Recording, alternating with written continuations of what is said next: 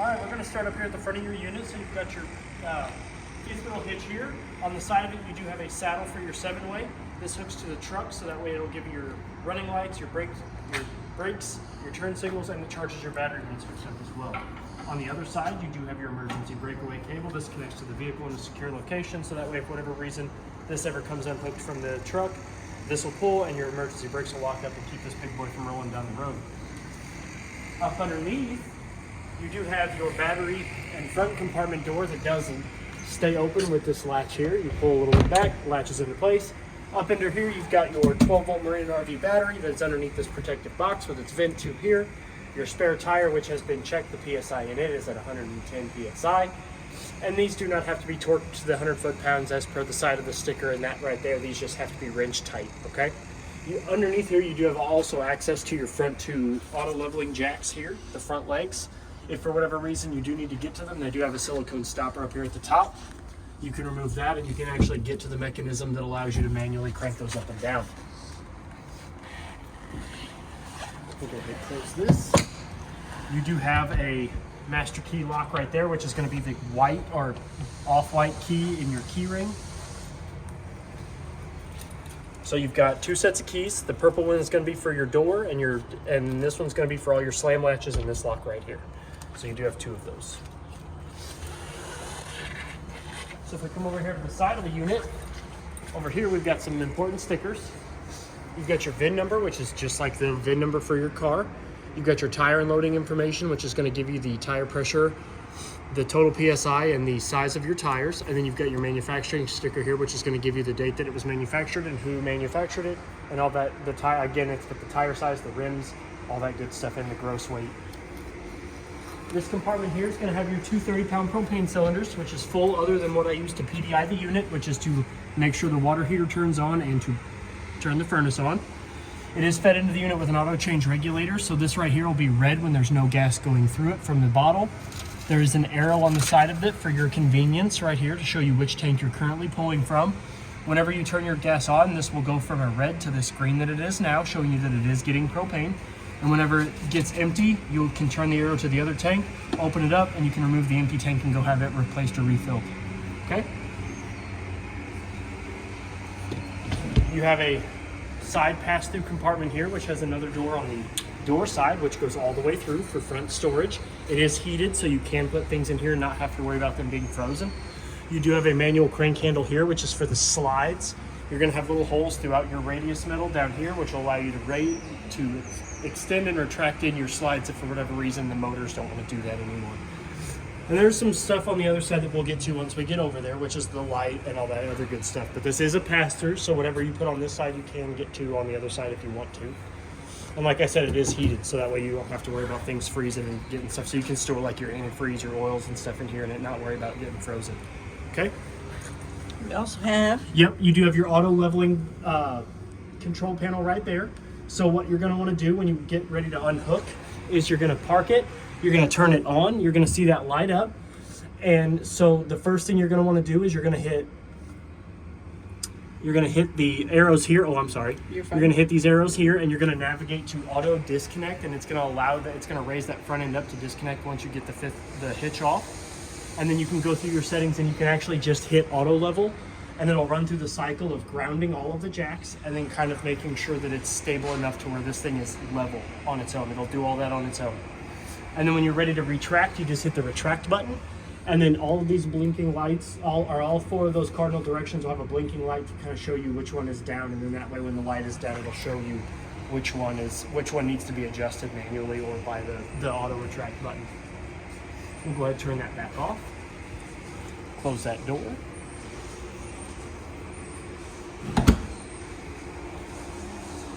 So right here where the sticker says sewer outlet connection, if we look underneath the slide, we do have an outlet connection down here where my hand is. It does have a sewer cap, so what you're going to do is you're going to pop that sewer cap off. This is where you're going to go with your hose, and then the other end is going to go to the proper dump station, and this is going to dump the front two tanks. So you've got your kitchen galley, and then you've got your front half bathroom. So you've got your kitchen, your bathroom sink in that. That's going to dump those two tanks. This black handle over here is going to be for your front half bathroom's toilet. So this is how you're going to drain that toilet. That is going to be your black 1 on your control panel. So you've got black 1 and gray 1, which are your front bathroom and front sinks. And then gray 2 and black 2 are going to be your rear bathroom and the washer and dryer tank, okay? So you've got your kitchen, your front kitchen sink, and then you've got your half bathroom's sink, and then this is going to be the half bathroom's toilet tank, okay? And then once you're done, you do want to make sure that this is put over that, so that way nothing gets up in there. And the proper order to dump these is you're going to pull your black first, let that kind of flow out, and then once the flow of that gets a little low, then go ahead and pull your gray. And that gray tank will help clean out all that bio waste that fills up in your tube and your hose and the connection. Your tires have been checked. The PSI in them is sitting at roughly like right under 110, which is right where they should be. And the lugs have been torqued to 110 foot-pounds, as they say on the side of the sticker and up there on the front.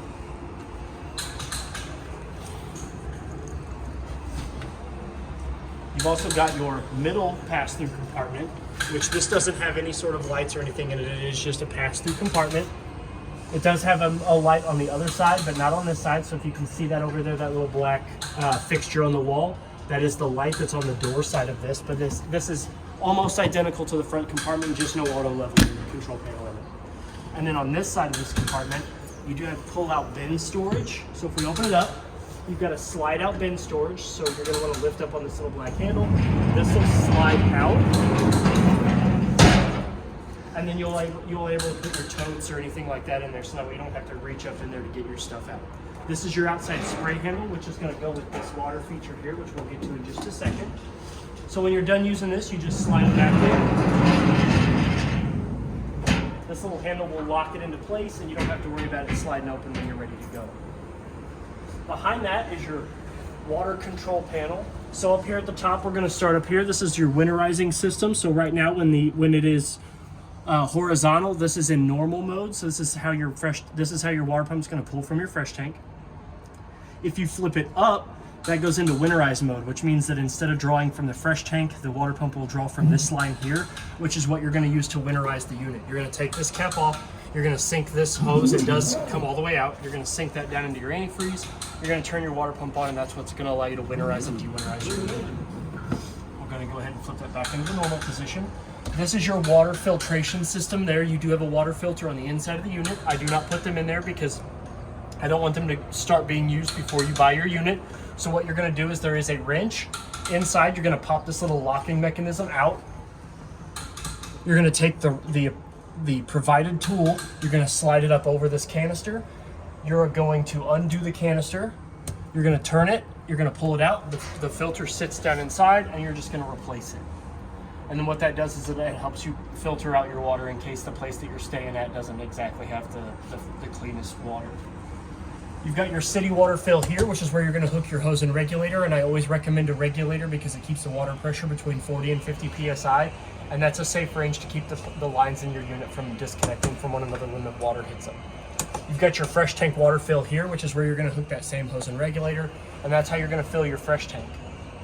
That's what the water pump siphons from to fill up your lines when you do not have it connected to the city water. You've got your black tank flush one here. What this is it's your black tank flush. You're going to hook that same hose and regulator to that, and what it does is when your black tank is open and it is empty, it spins an aerator at the bottom of your tank that kind of eats up and sprays water, and kind of pressurized water streams around the side and the bottom of your black tank to help clean off all the gunk.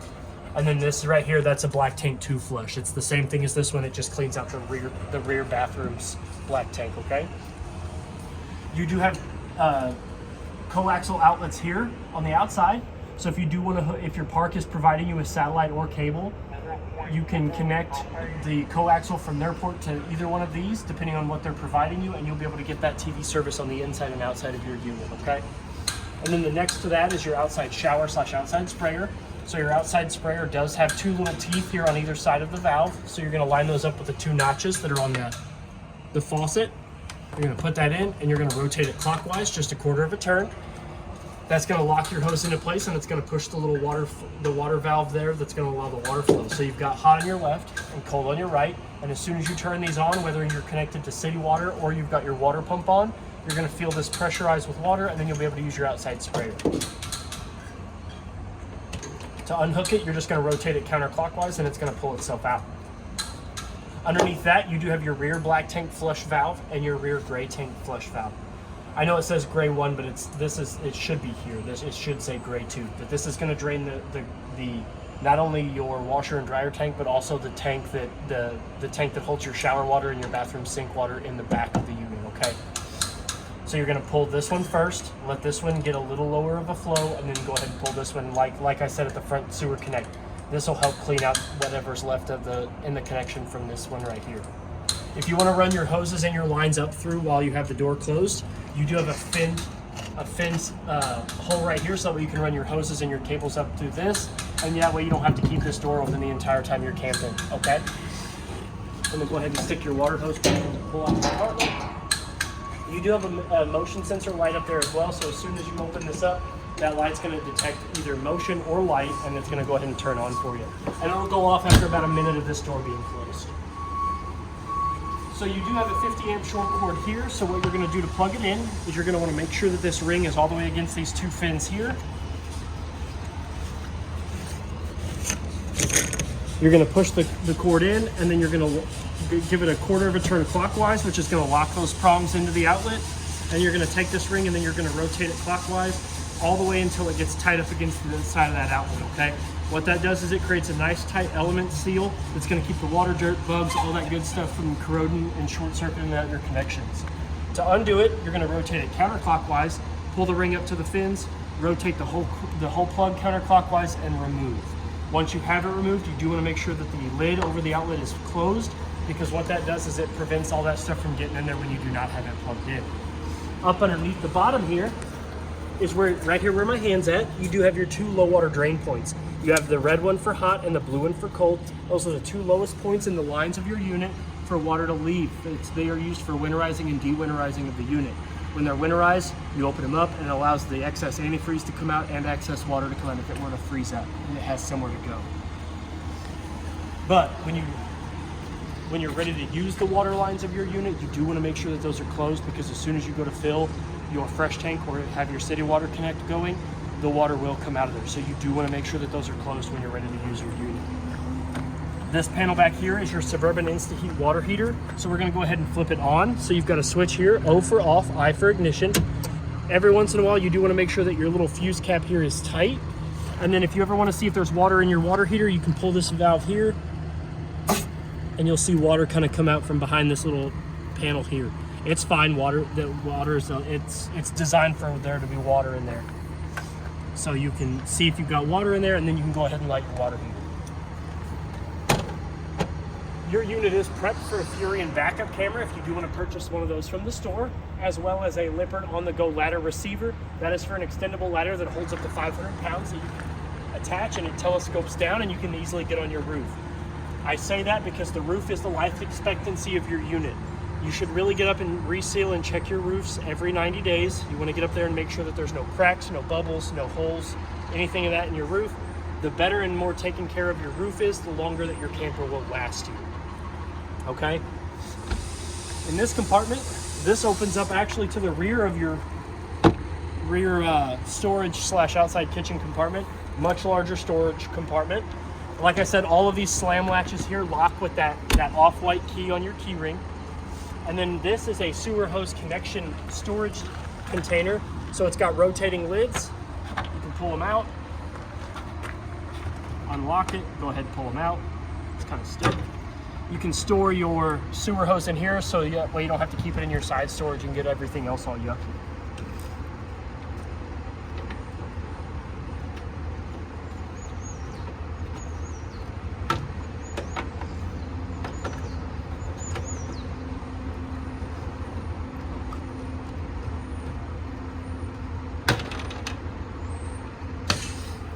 You do have a lighted license plate bracket there as well, so your license plate can be nice and lit up.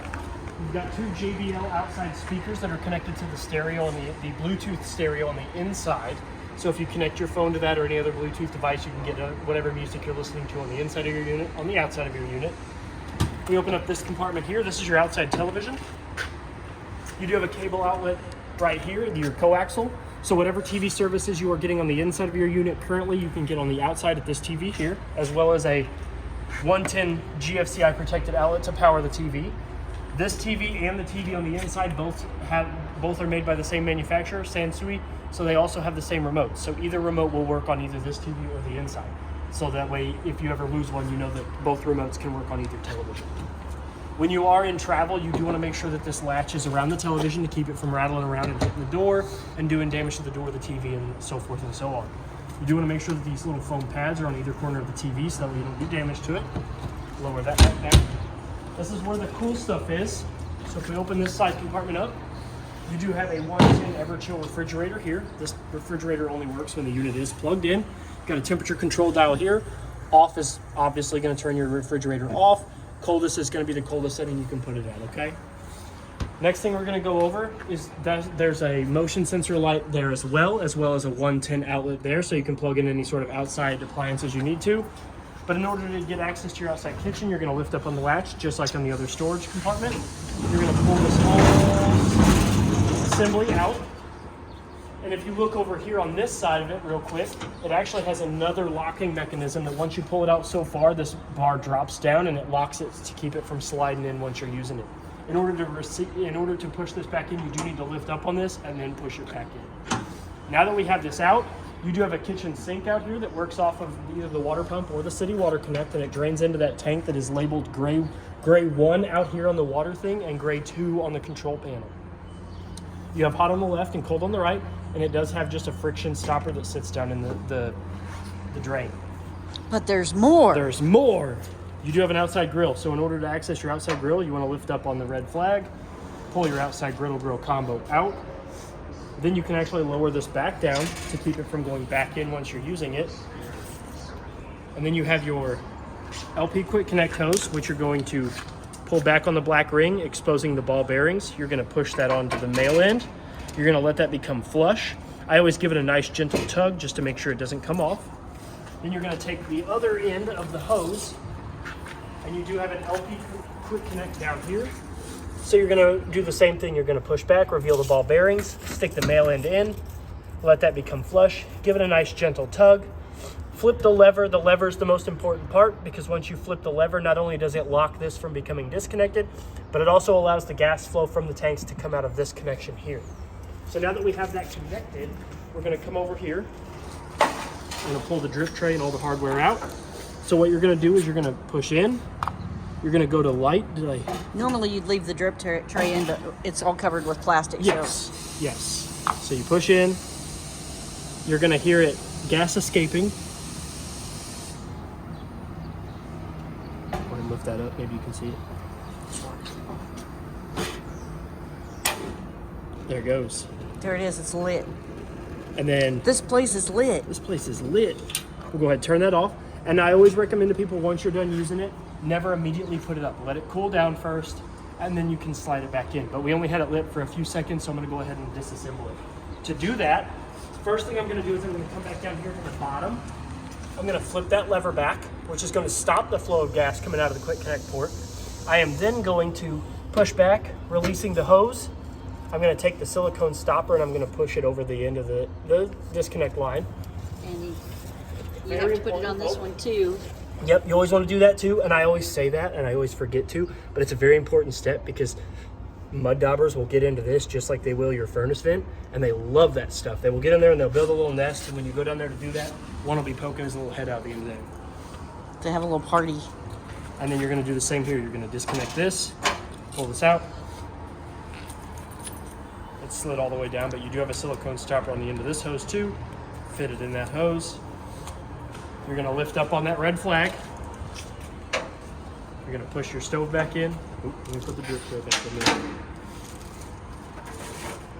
You're going to push this back in. Lower down the travel lock. You're going to push up on the lever over here. You're going to pull up on it, and then that's going to allow this whole assembly to slide back in. Once it slides back in, that lever will raise up and then go back down, which is going to lock that into place, so that way this doesn't come sliding out when you're traveling down the road. Now that we're done with that compartment, we're going to close that back up. This is the side compartment to your middle pass-through compartment. Again, there's that light. Once I opened this side, that light did kick on. Close that up. You've got an outside 110 outlet here protected by the GFCI circuit, as well as your furnace vent here. Air is going to come in here, hot air is going to come out of this side. This does get hot enough to burn you if it's on and you touch it, and it does get hot enough to curl the hair on your arm. So I always recommend if people have little kids, older people that are going to be hanging out outside when their furnace is running, please tell them to avoid this. Another good investment is 2 mud dauber screens. They come in a 2-pack. You put one over each one of these. They are a little domed vent that keep the mud daubers from getting in there and building nests like we talked about the LP Quick Connect. They love the smell of propane, so anywhere where it comes out of, they will build a little nest, and they will get in there and they will invite all their friends and family. These 2 tires here have been checked as well. The lugs have been torched, and the PSI is sitting right under 110, just like it says on the side of the tire, and up there in the tire loading information. Your fresh tank draining is actually, so it's actually easier to see from this side, but if you come down here, you've got a little white valve next to a breather tube. That little white valve over there on the far side, that is your fresh tank drain. That's how you're going to drain the fresh tank when you're ready to travel, when you're done partying and hanging out for the weekend, okay? So your unit actually does have 2 of those breather valves. It's got one here and one over there. What these are, not only do they allow the water to not burp back up when you're filling the fresh tank, but they're also an overfill valve. So if your fresh tank, say you're inside and you're filling your fresh tank up and you see water coming out of these, you know that your fresh tank's full. This is one of those little holes here that I was telling you about. That's one of the little holes that manual crank handle in the front compartment is going to go into. It's got a little T-shaped bolt that comes out, and that's going to push in and retract out the slides manually if for whatever reason you need to use that if the motors aren't working. And then we'll come up here. We got 2 more things to go over. This is the door side of your compartment. So you got a couple things in here. You do have one of those motion lights. This light switch here will turn on and off the cap lights, which are strings of LEDs that run the length of your cap up there, so that way you can kind of have some lights. You've got a bottle opener here on the side. You also have one of these on the outside sink that pulls out as well. On the sink side, when you're getting ready to use it, you do have a little bottle opener there as well. That is your battery disconnect. So if you're storing this thing for long periods of time, you can go ahead and turn that from on to off, and it will actually cut the juice from your battery to the units. That way you can conserve your battery longer. And then you also have your 30 amp solar controller here. This tells you 3 very important pieces of information, and it'll cycle through those. It tells you what the converter is putting out. It tells you what is being put back into the battery from the solar panels on the roof, and it's actually going to tell you the temperature of the solar panels on the roof as well. And you can actually cycle through those by hitting the down and up buttons. And if you ever decide to put a different battery on this, like if you go from a flooded, which is on it now, to an AGM, you will need to go into your user's manual and read on this on how to go from a flooded to an AGM battery. And it's very easy. You just hit enter, you go into number 2 set, hit enter, and it'll go to number 1 bat, and then you hit enter, and then you'll select your battery through that. But it's important that if you go from a flooded to an AGM battery that you do that, or else the solar panels aren't going to read it properly, and that solar panel is going to have a hard time trying to keep it charged and maintained. Okay? So now that we're done on the outside of the unit, we're going to go ahead and open the door, and I'm going to put the stairs up, and I'm going to show you what it looks like when you are ready to travel. So you do want to make sure the door is all the way open. We're going to lift up on the stairs. They are strut assisted, so you don't have to worry about it. So stairs go all the way up, door closes.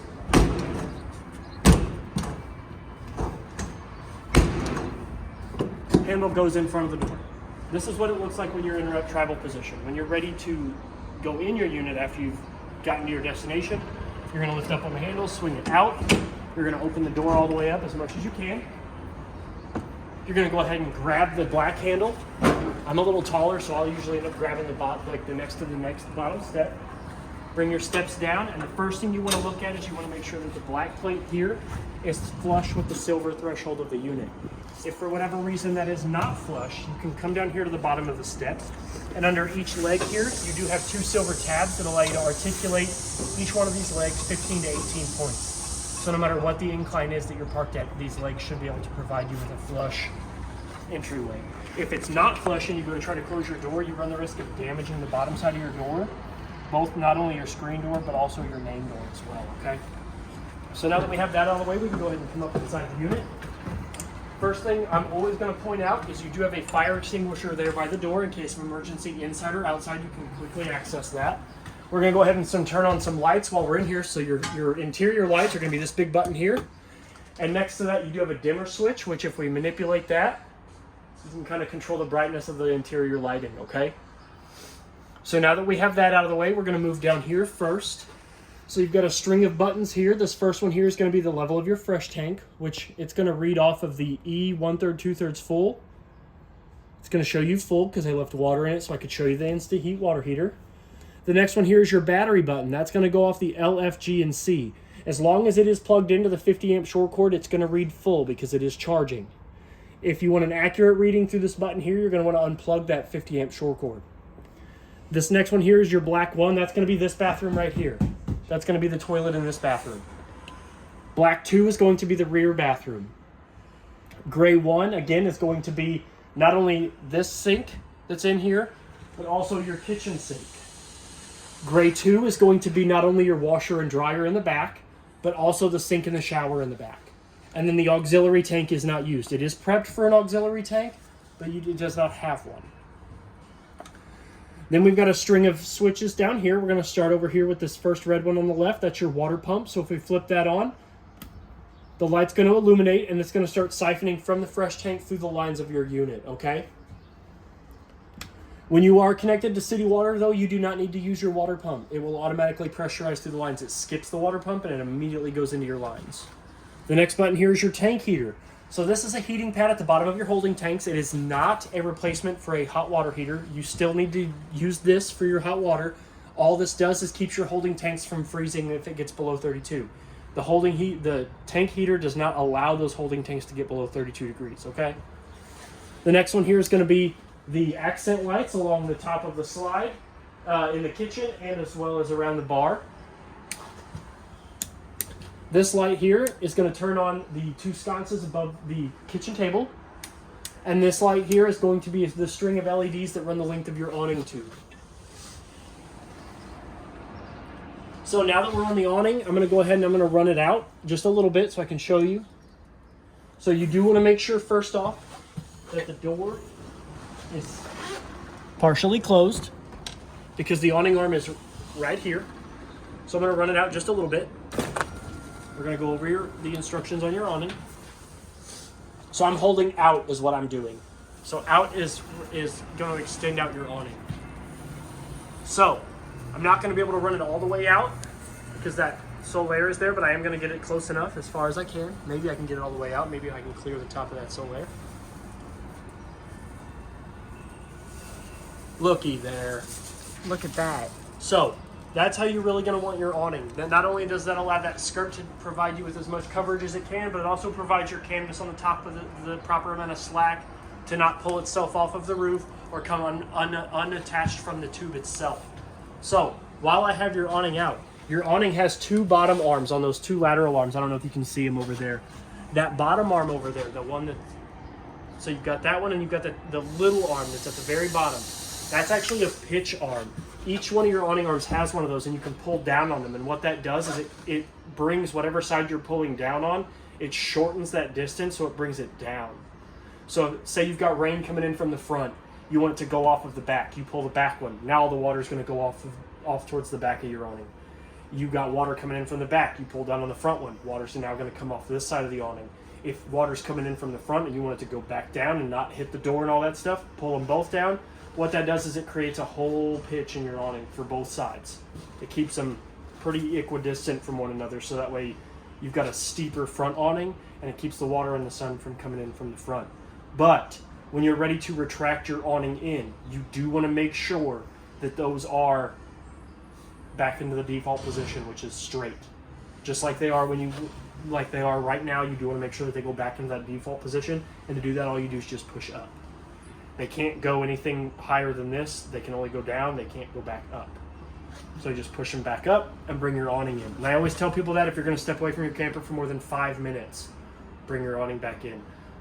A loose tree branch, a loose stick, anything like that can poke a hole in that canvas, and that is one of the most expensive. A gust of wind can catch it. Yeah, catch it. It can do all kinds of damage to it. And you saw how quick it goes out, and it goes in just as quick. Now, A lot of people say, well, can I just hold out and my awning will come back in eventually? It will, but it will wind the other direction. You don't want to do that. You always want the canvas coming out the top of the tube, never at the bottom of the tube. The only time it ever comes out at the bottom of the tube is if you hold out too long, because it'll go all the way out and then attempt to come all the way back in as that tube's rolling itself back in. Not only does that strain the arms, it also puts your canvas in optimum position to be damaged. Okay? It's going to damage your awning because the top of the canvas is always going to be on the inside, not on the outside. Okay? So now that we have the awning all the way back in, these are your slides. So this button here is going to be for the master bed slide. That's going to bring that master bed all the way forward. This slide here is going to bring the slide that's got your refrigerator, your stove, and your pantry in it inside. So always think about it like the slide on the left brings in the left slide. The slide button on the right brings in the right side slide, okay? And then these two aren't used because the slide controls for the two living room slides are there on the by the stairs, okay? So now that we're done with... Yep. All right. So now we're going to go over the 3 important symbols that you're going to need to see on that Suburban InstaHeat control panel there for you to get hot water out of your unit. So I'm going to go ahead and flip the hot water on over here at the kitchen sink. Once that's on, you're going to see 3 symbols start to appear on the bottom of your panel there. You're going to see a shower head, which means that there's water flow. The fan icon, which means that it is working and it is producing heat. And the flame symbol is there that it is getting propane. As you can see that it is going up pretty high. It's getting up there pretty quick. Once it gets to about 110, it does go up a little slower, but it will get up to 120, 122. As you can see now, it's at 120, and after a second, it'll go up to 122. There you go. And it does get pretty hot pretty quick. So now I'm going to go ahead and turn it off, and the first thing you're going to notice is that those symbols start to disappear one by one. You do need to see all 3 of those before you're getting hot water in your unit. The fan is always going to be the last one to turn off because it's going into its cool down cycle. So that way the heating element turns off, the water flow stops, that kicks it into cool down, and then the fan will be the last one to turn off. When you're done using it, you're going to turn it off here. Now, if you're storing it for long periods of time, you do want to make sure that you turn it off out at the compartment as well. But if you're going to use it every weekend, you can go ahead and leave that on and just turn it off here as well. So that way you don't have to worry about turning it off on 2 places. But if you are going to store it for more than a week or 2, you do want to turn it off at the compartment, okay? So now that we're done with these here, we're going to go ahead and make our way up and around before we come back into the living room, okay? Sounds like a plan. So I'm going to come up here. You've got 2 light switches here. We're going to flip one on. That's going to turn on the ceiling lights. Then the other light switch here turns on the accent lights up behind the master bed. So you do have a string of LEDs that run the length of the headboard there. You do have a sliding door here that it's on a track, so you can slide it all the way over. Ooh, and it has a cool storage. It does have a really area behind big it. Storage closet it does have a light. It's got a 3-way light, so you've got always on, which is the switch pushed this direction to the left. This is the auto detect, like motion light detect. If you push the button all the way to the right, and then off is neutral, which is in the middle. Now, both sides of your master bed do have 110 and USB outlets. This side of the bed has them on the wall. That side of the bed actually has them on the bed down by the bottom of the slide itself. There they are. So that way, if you have a CPAP machine or a cell phone charger or anything like that, you do have access to that. One thing about your door, though, is it does have a travel lock on it. So once you have it open, when you're traveling, you do want to make sure that this is locked to keep your door from rattling around when you're driving around with your unit, okay? Because if you don't lock it, you run the risk of popping out the cars, damaging the track, damaging the door, damaging your wall, okay? So back to your bed, you do have 2 nightstands with storage underneath and 2 above window storage compartments. So that way if you want to put like decorations or anything like that, or your watch, your wallet, your keys, anything like that up there. The 2 windows on either side do open up by pushing the 2 tabs towards the center and lifting up. The screen can come with them as well, so you can open up both your screen and your glass if you need to. You do have a fire escape window over here, which opens up the same way. You pinch the 2 red tabs. I guess those are red. Yeah. 2 red tabs up, pull up, and then the screen can come with it, and you can go out feet first that way. I always recommend feet first. If you want to pull down the shade goes all the way to the bottom, so that way you do have your privacy. These 2 smaller windows have the same style shades.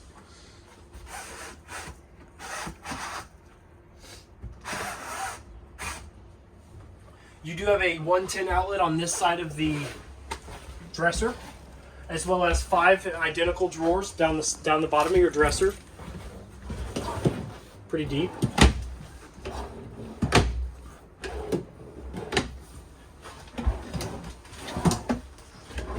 I would say 6, but where the 6th drawer is, you do have your fuse panel and breaker box.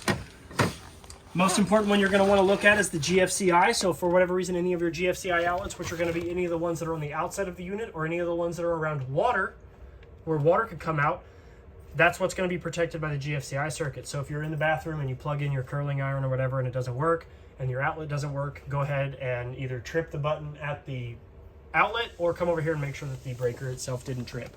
Your fuse panel here is an auto detect fuse panel, so if any of those were to blow, an orange LED light's going to illuminate next to them, and it's going to tell you exactly which one's blown, and you're actually also able to see that blown LED light here through this translucent panel here.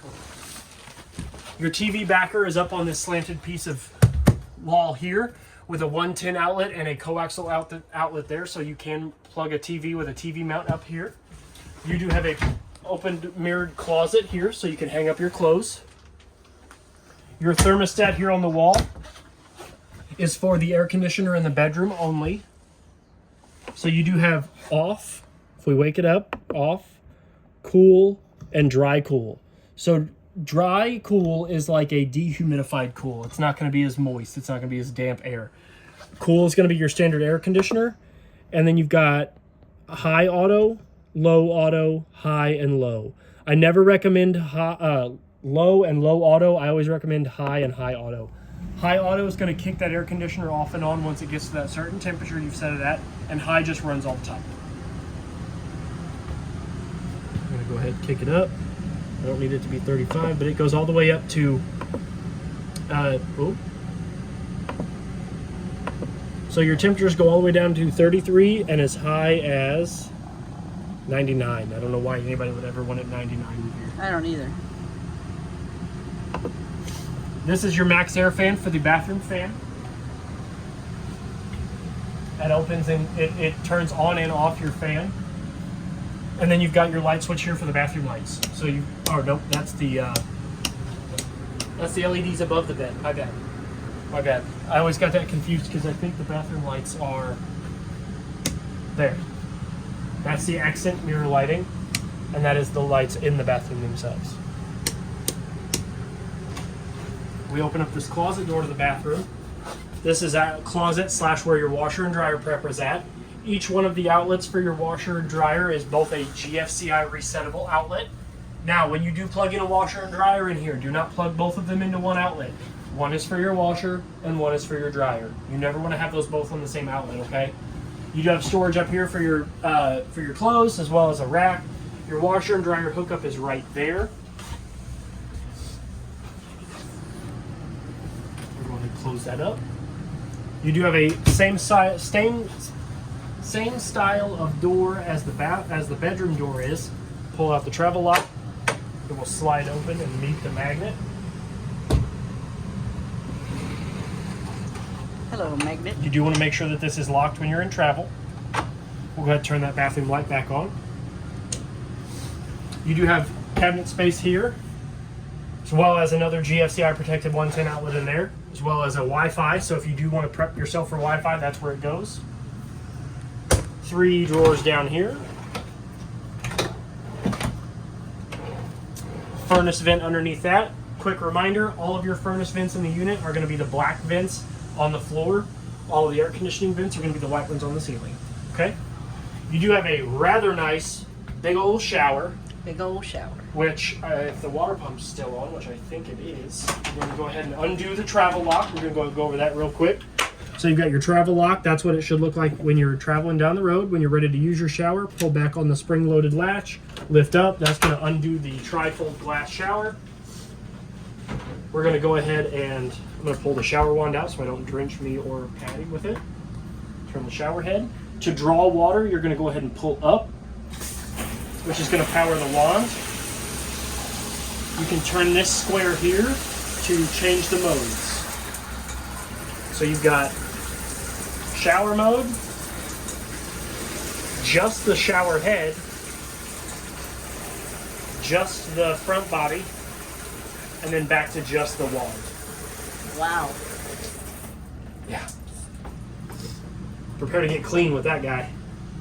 That's fancy. And you do have a skylight, so if you want to shower in the beauty of nature, you can do that as well.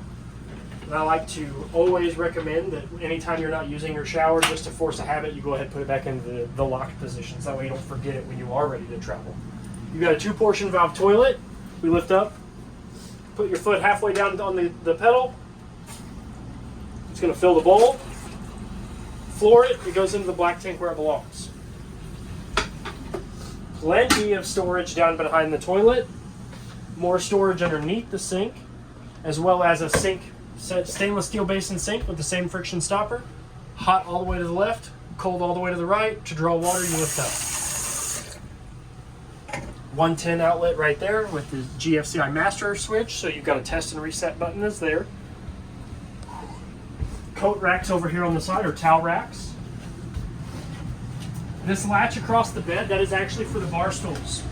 So when you're ready to travel, you do want to make sure that the stools are laid back down on the bed, and this will run through the legs and keep them stationary while you're traveling.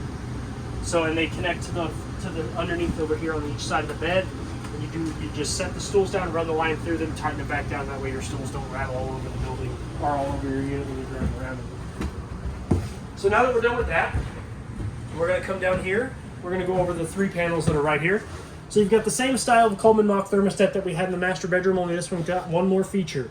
So if we wake it up, just like we did the other one, if we scroll over, you've got heat. That is your furnace. So we're not going to turn that on because I've got the air conditioner on, but just know that if I press the center button, that's going to turn that heat on. See, and it turned on. But we're going to go ahead and turn that back off. And you're just going to navigate through the temperatures by rotating the dial, just like I did with the air conditioner in the master bedroom. The next control panel here is for the max air vent over the kitchen area. So we're going to go ahead and turn that on. What that does is not only does that automatically open the vent, but it also turns the fan on.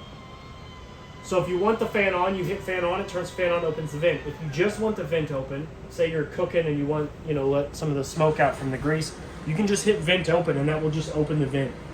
Close vent will close it, and then fan off will actually turn off and close the vent. And if I'm not mistaken, it also has a rain sensor on it. Yes, so it does have a rain sensor on it. So there is a button up there that if it detects rain, that will automatically close. So if water touches that little diode up there and completes that circuit, that will automatically shut off and close for you, so you don't have to worry about it. This button here is your ceiling fan. This will turn on and off your ceiling fan. Now, one really neat thing about the RV ceiling fans, especially this model, is it's reversible. So if you want to push the cold air down, you push it, you leave it in this position. You want to suck the cold air up, you flip it to the other direction and turn it on, and it'll spin the opposite direction, and it'll suck the cold air up instead of pushing it down, okay? Now we're going to go into your half bath. So you've got a little tiny bathroom in here. Same kind of toilet. You do have 2 lights. One for the accent light around the mirror. One for the ceiling lights. Same style of toilet. Halfway down. Fills the bowl. All the way down. Flushes it. Same kind of towel racks behind you, in case you're going to need to hold on to something. Sink. Hot to the left. Cold to the right. Stopper. Up draws water, storage underneath, as well as a GFCI protected 110 outlet right there on the inside of the wall as well. We'll go ahead and close this door up, turn those lights on. Your carbon monoxide and CO2 detector is right down there on the bottom. I always recommend check those, your fire extinguisher and your smoke detector, every time you're going to use your unit. Cannot recommend that enough. You test it by just hitting this button here. This green light will flash orange a couple times. It'll beep. It'll go solid green. Then you're good to go. And your smoke detector is actually right up there too.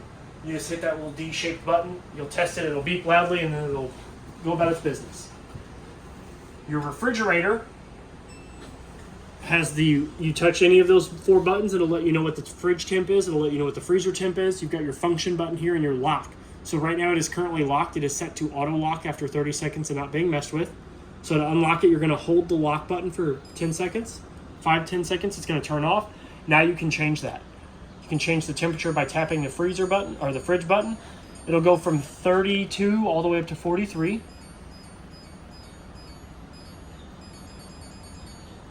And then the freezer can go from -2 to -4 all the way up to 5. I like to keep it at 0. And then function will allow you to go from holiday mode to quick freeze and chill to just the chill to just your standard refrigerator. To open it, you do want to go down here from the bottom of the doors. If you can hear that, there are 2 handles. You do need to push in and retract the locks. Open the door up. I keep the styrofoam in here so that way during travel, when you guys come to pick it up, it doesn't rattle around. Open up the other side. Your temperature control again is on the outside. You do have 2 different freezers.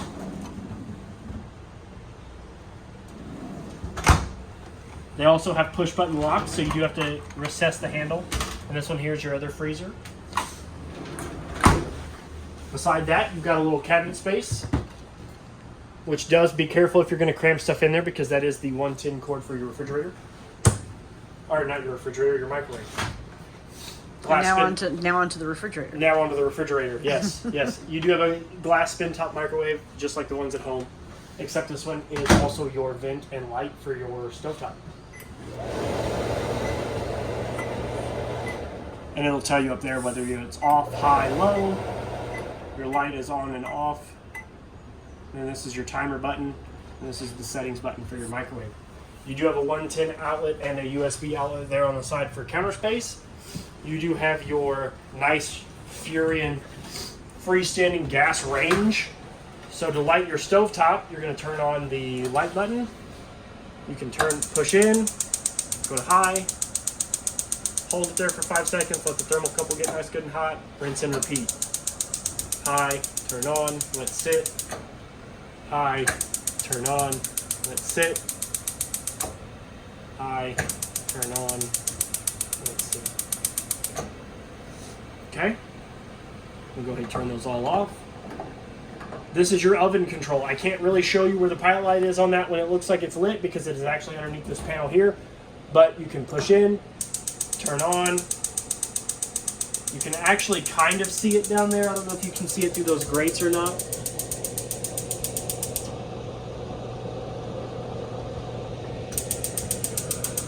Let's see if I can get it to come back on. Maybe you can see the whoosh. No, you can't.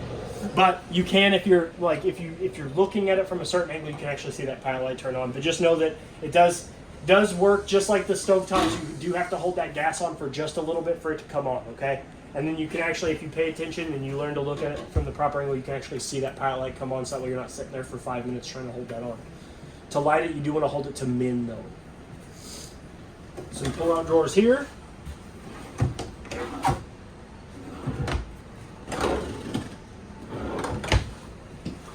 Nice big pantry here. Does have a 3-portion light, always on, off, and then motion detection. So once we close this after about a minute, it will go off. You do have actually another cabinet down here that you can get to from this pass-through cabinet down here. It's a big pass-through cabinet. So if I move this bench here, you open that one. Hey.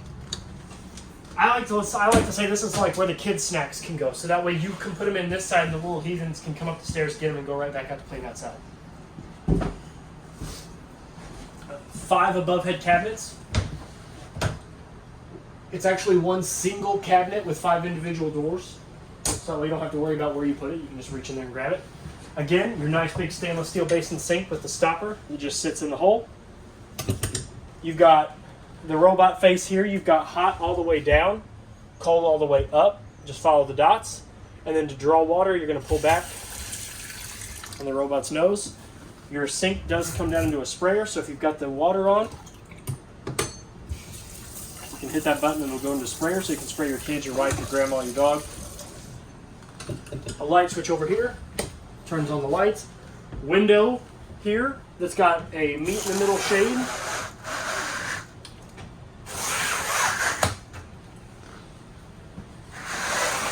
That you can dramatically open. Yes. And this is also a fire escape window. So you're going to pull in this red handle, slide it all the way over, screen will go with it. You can go out feet first.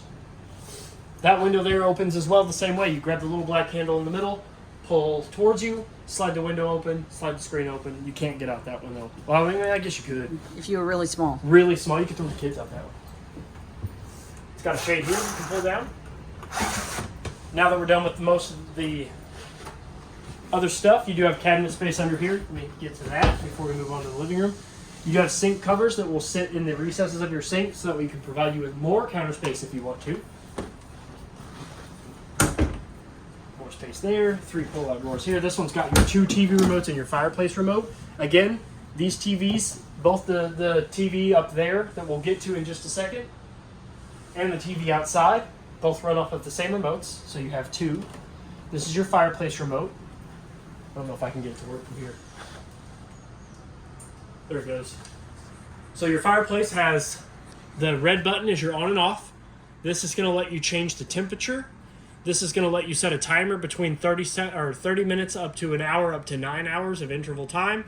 This is going to change the lights of the rocks, and this is going to change the lights of the flames. All 5 of these buttons are also in the fireplace themselves, and we'll get to that I'll show you where those are at when we get up there. Furnace vent. You have 2 light switches here, which this light switch here controls the lights above the left couch, and the light switch over here on the right controls the lights above the right couch. This slide button here controls the left slide.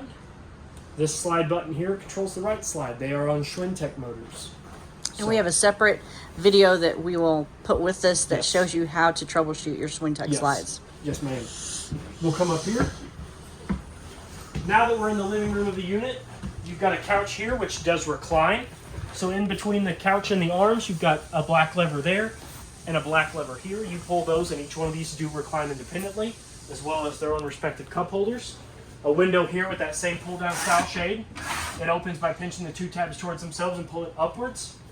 You've got a couch over here it's got 2 of those same pinch style windows, as well as a fire escape window there. It's just like the one in the kitchen. Pull the red handle out, slide it all the way over. Please go out feet first. Please do not go out head first out of this one. We are pretty high up.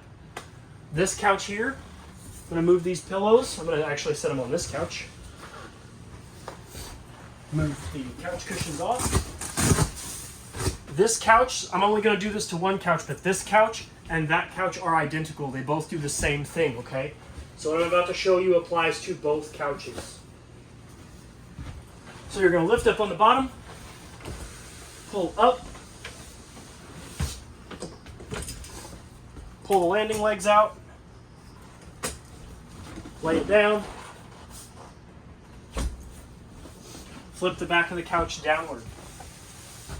Then you can take those 2 couch cushions that I took off, line them up against the wall, and you have not 1 extra sleeping compartment, but 2, because again, this couch again does the exact same thing.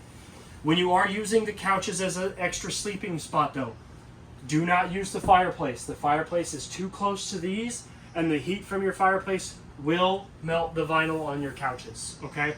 So if you are going to be having extra people stay with you, and it does get cold, please use the furnace, not the fireplace. To revert this back into a couch, to revert actually both of them back into a couch, lift up back on the back first, grab a hold of the bottom, hold up, flip the landing feet back in, it breaks in the middle, goes back into a couch, and then you can put your couch cushions back on. The black side of the couch cushions here is where the Velcro sticks. And then we can put those 2 throw pillows back on. I wish we had more. No, I don't. I think we should have them everywhere. Oh, only bought more. Trey loves throw pillows. In case you haven't watched our previous videos, Trey loves throw pillows. Love them. The windows on that side are identical to the windows on this side. 2 pinch tabs in the middle, 1 pull tab in the center for a fire escape. Again, please go out feet first. On either side of your entertainment center, you've got 2 identical drawers. Mine's a cabinet. Well, mine's a cabinet as well. You've got 2 110 outlets on either side of your front cap window. This side over here has a USB outlet. That one there has light switches. So if we go ahead and flip that first light switch, that's going to turn on your accent lighting. That one is going to turn on the accent lighting above the slides. Okay? So you do have a window over here. This one does not open, but it does have a shade. And if for whatever reason this style shade does not want to stay up, you can loosen the screws on these bobbins here, rotate them to kind of feed some of that string on there and create tension on this string.